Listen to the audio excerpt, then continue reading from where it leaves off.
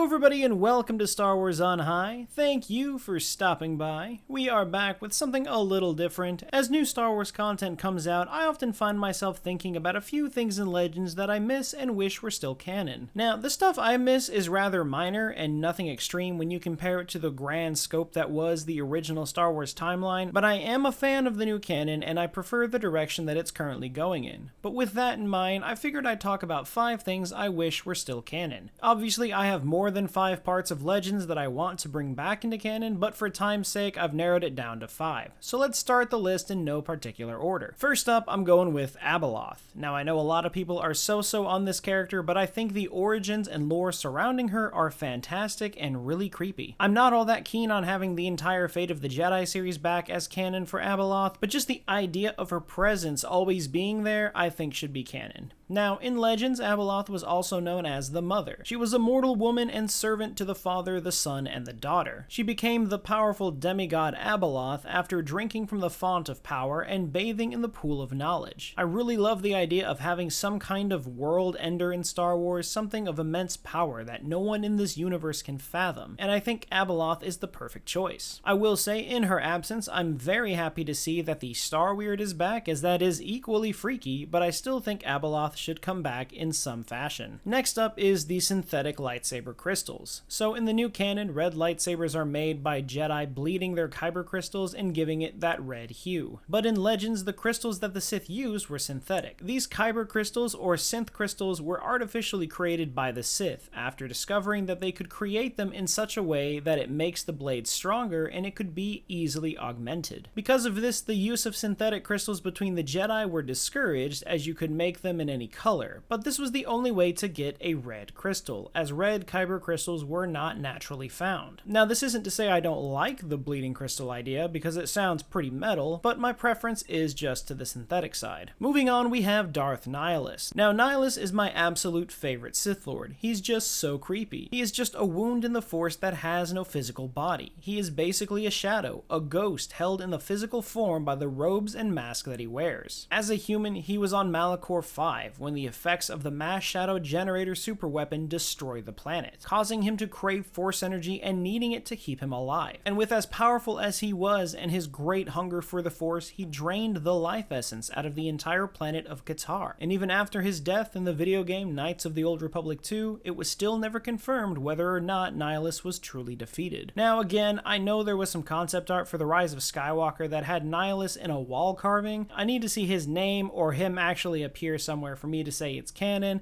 and hopefully that happens soon, as we are drawing ever so closer to the return of the Old Republic. But overall, I just think he's got a pretty perfect look, and I would love to see what they could do with him on screen or in his own book. Moving right along, we come to Dash Rendar, one of my most beloved characters. Growing up, I owned a Nintendo 64 and played a bunch of Star Wars games, one of which was Shadows of the Empire. I knew nothing about the game going into it other than it had a stormtrooper on the cartridge, so I was excited to try it out. And I gotta say, sure, Dash Rendar is just a copy of Han Solo, but I still think he's cool, and the Outrider is probably my most favorite ship of all time. I just thought Dash and Lebo were awesome characters, and I'm not saying the whole story of Shadows of the Empire needs to be canon, as I'm pretty sure the comics have done a great job of filling the void between episodes 5 and 6, but just having Dash back in some way would be super cool. And lastly, we move on to the characters of Rogue Squadron. Now, I want a nice cantina scene in an upcoming show where we get to see Corran Horn, Oral Quirg, and Nawara Ven just hanging out.